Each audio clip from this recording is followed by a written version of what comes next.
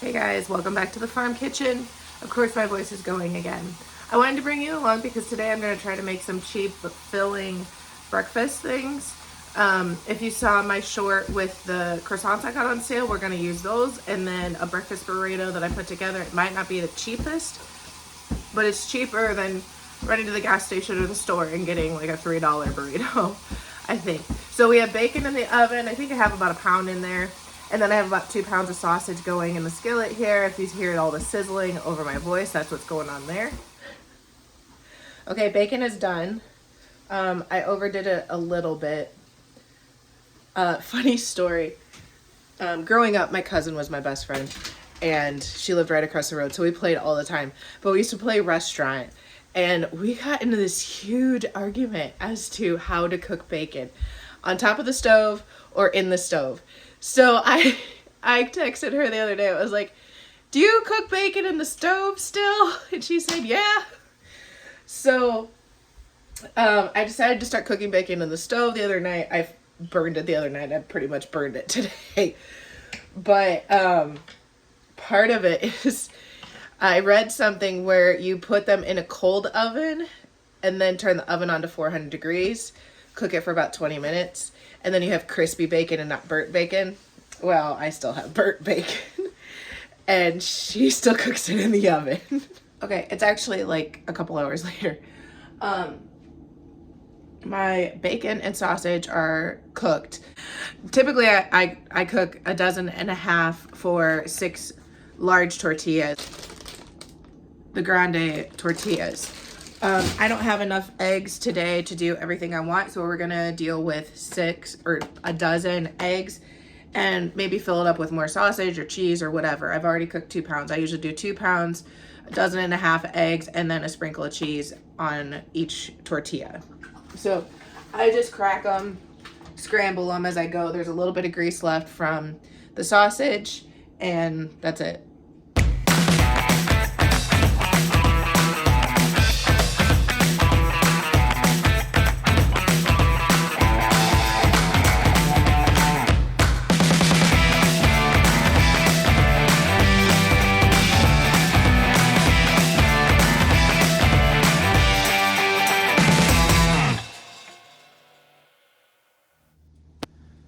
Okay, if you watched the whole time lapse, you saw that I chopped them in pretty small pieces. I just started doing that more because it was easier for me to fill the tortillas, even though they're huge.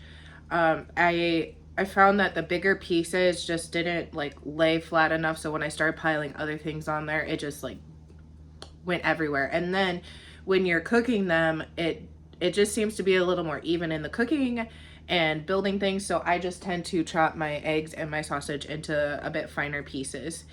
And so we're gonna start assembling them, and I guess I'll time lapse that, and then we'll move onward.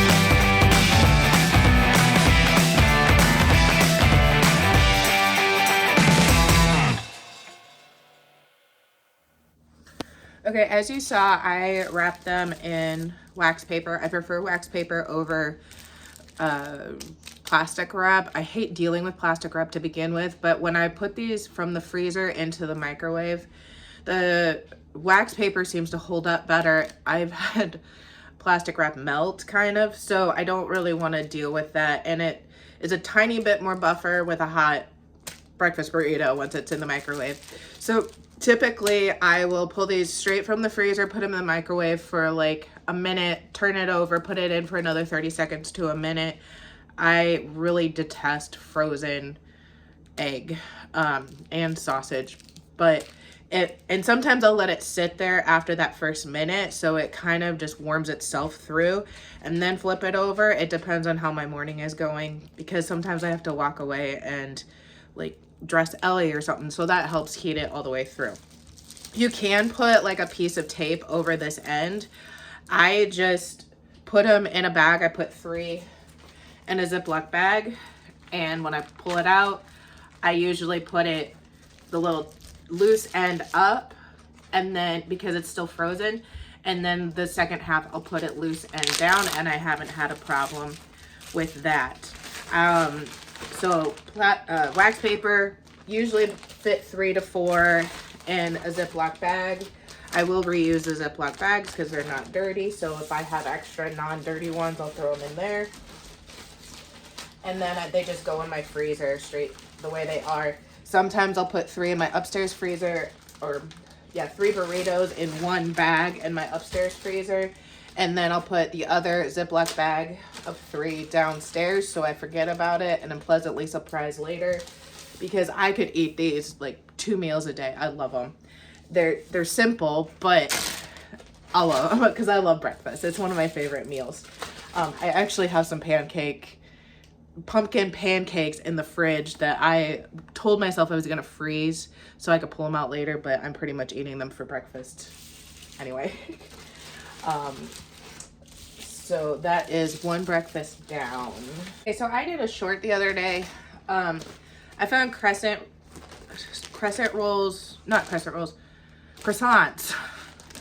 on sale at our Walmart for maybe about $2.50. Whatever it was, it ended up to be about 48 cents a piece, which is like half price. They're a medium-sized croissant.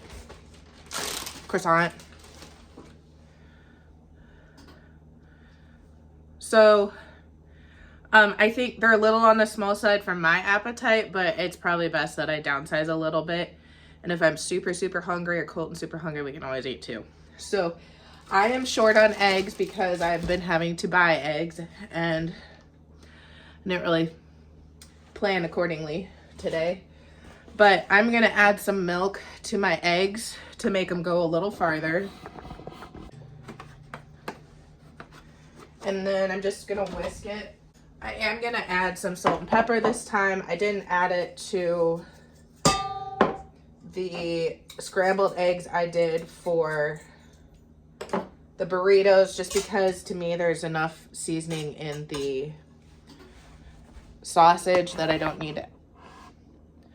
really need to add it to my scrambled eggs. And then not all 9x13 pans are created equal. These are both labeled as 9x13. This one fits inside this one. And I'm gonna use the larger one to put all my eggs in. They will be a little thinner, but I'm hoping that I can get more croissant breakfast sandwiches out of it. I'm gonna spray it very liberally with cooking spray. You could put butter and melt butter in there if you wanted. That's what the recipe, I mean, I looked it up online to make sure that I did it okay. But I'm going to cook them until they're set. I am not going to continue scrambling them because I want that layer of egg on my sandwich. And if it's scrambled, it's just gonna get really messy and I don't want that.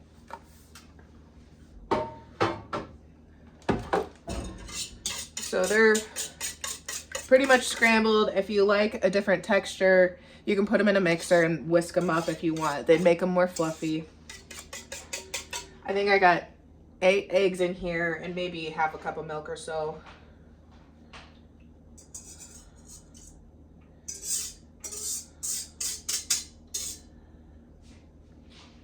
And they're not going to be super thick because I am trying to stretch it a little bit, but they'll work. It's kind of like making an egg casserole. You just pop them in the oven and bake them. I mean, it can't be that hard, right? Ooh, I just had a thought. I'm going to put cheese on these while these are cooking. Hold up. Okay, so let me bring it down here.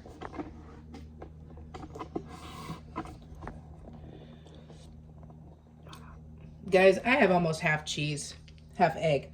I prefer cheddar cheese on my breakfast stuff, and I was going to use an American slice in there, but this I think will work much better. I didn't want the cheddar shredded on my croissants because of the mess, but if it melts in with the egg, I think will be just dandy. Guys, I can be a nincompoop sometimes. I have duck eggs that someone gave me, and I think that might be enough to finish my croissants. So we are going to probably do the same process to the duck eggs as I did the chicken eggs. And then maybe I can feel better about getting things done, even though I'm incredibly forgetful. Okay, our eggs have cooked. So I have our store-bought chicken eggs. And of course I forgot to spray the pan liberally, like I said. And then we have our duck eggs with cheese that just came out, and you just want to bake them until they're set. And then I decided that I'm going to cut them, ooh, bottom's still hot, 4 lengthways and then 3 crossways. So there's about 12 in a pan, but I want them longer to match the croissant.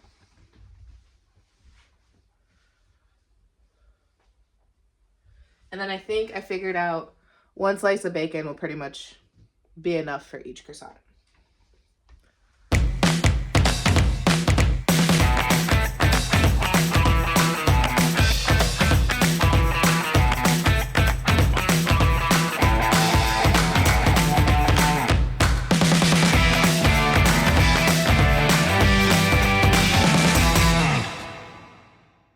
Okay, I started with 18 croissants. I forgot Ellie wanted to try one, so I had 17 and a half in the freezer. I have 2 and a half left over because I ran out of bacon. I am pretty excited about these because I think the egg cheese thing is gonna be like perfect. I do have quite a bit of eggs left, surprisingly. And they did get thicker than I thought, but I can just like put those in the fridge, heat them up for breakfast, and those will get eaten in no time, especially with my pumpkin pancakes I gotta still go through. So these are gonna go in the freezer. I'll pull them out just like the burritos, put them in the microwave maybe for a minute, flip them over. They're not as big and thick, so I'm not probably going to put them in as long, but we'll see. Okay, now the nitty gritty of what it cost me. Okay, so I like gas station food. Like the burritos, the breakfast burritos, breakfast pizza, that kind of stuff, but it's not something that I can afford like every day. So that's why I try to make some things at home that are quick, way cheaper, and I'm going to give you some of my math. So the giant burritos, now you don't have to make them this size, you can make them a lot smaller, just pick your burrito size. But for the ones I made, there's a couple things. When I made them large, I'm not gonna factor in my wax paper. I'm just not. These prices are what is at our store right now. Grocery prices fluctuate all the time. I'm pretty sure they fluctuate daily, so this can change significantly. And it doesn't include things on sale. If you find sausage on sale, get it. Like get 5, 10 things, packages if you can afford it. If bacon was on sale, again, get it when you can afford it. Bacon is and sausage is insanely expensive. But if you go to the ground pork aisle, grab ground pork, season it yourself, it's probably about half the price. But I am doing store prices as of now. The other thing is, if this were strictly our home, we have pork graciously given and received from Colton's parents. They raise hogs every year or two. And so my sausage actually doesn't really cost me anything. And if we had laying hens in production, those wouldn't cost me anything because selling eggs helps pay for their feed. So really it's just my cost of time. So these are prices from the store for eggs and sausage as well. But just keep in mind that if you are growing your own beef or pork or your own eggs, chicken, whatever, you can drop that so much more if you are able to purchase those things. If not, I totally get it. Maybe you have some eggs, but you could barter with someone for some sausage. Just keep that in mind. Anyway, the burritos, the giant burritos cost about 60 cents a piece. There's 6 in a package, at least when I get them. There was a manufacturer coupon where if you bought 3 packages, you could get an additional $1.50 off. So that was 52 cents a piece. I didn't have that, but I thought I would just note that on my Walmart online purchasing, it offered a manufacturer's coupon. So if you see those, you could stock up then. Anyway, base price, 60 cents a piece. And this is all without tax, by the way. Sausage, the cheapest sausage I found was $3.48 a pound, which is quite a lot. And I did use 2 pounds. So that's $7 right there, just between 6 burritos.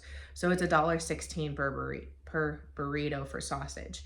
Eggs, I was able to get those eggs for $2.24 a dozen, which means they were 19 cents each.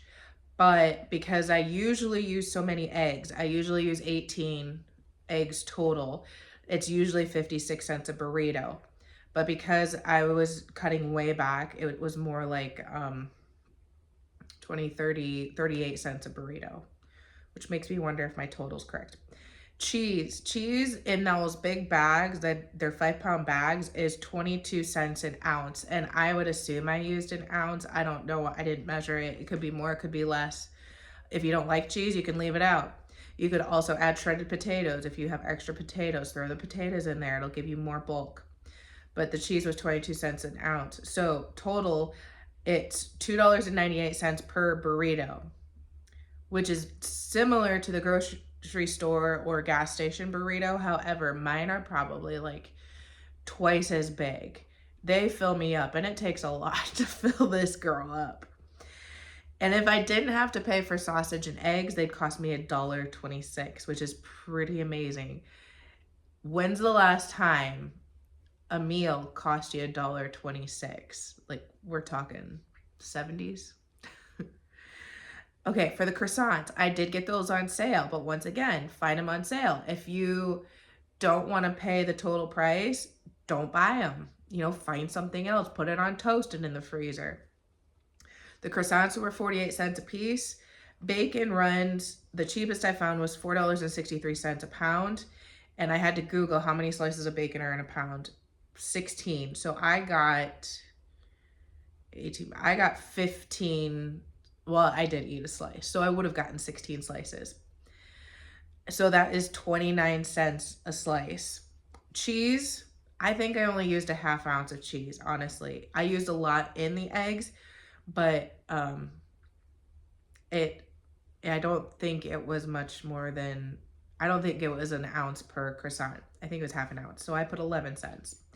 Eggs, once again, 19 cents each. If you figure 1 egg per sandwich, I used 8 chicken eggs plus maybe 2 duck eggs total. I didn't use much of the duck because I went through all the chicken eggs. So total, that cost me $1.07 per croissant. That's pretty awesome. And if I didn't have to pay for the bacon because we get it from my in-laws and the eggs, it would be more like 59 cents a piece. That's pretty awesome. Even if I had 2, that's $1.18 for like a really hearty breakfast. Maybe not nutritionally good for you, but it's gonna make you feel good. Breakfast is soul food for me. So 126 and 59 for me. And the prices here could be totally different than your store, honestly. So what I can make it for is going to be different than what you can, especially taxes, local and state taxes. I've heard that even Walmart, their prices are different based on the economy of the area, the populace that it's in. So I could drive a half hour and the prices are going to be different. But basically, $1 a sandwich, like a little over. Or if I evened it out, it would be $1 per piece. So I'm pretty excited about that. Anyway, guys, I know you all came with me with a pantry video, and I'm sorry I haven't done another one yet. It's just not on my schedule right now. I have some plans for it, but I got to get some of these other things done first. I got to make sure we're fed first before I can go on to the next step.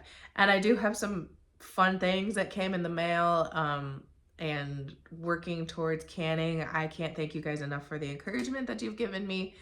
It means a lot that you have watched and subscribed and liked and everything, but I really appreciate it. But if you haven't yet, consider liking and subscribing. It helps me out, it helps my channel out, it helps other people out who encourage the video to pop up more often so they can see different things.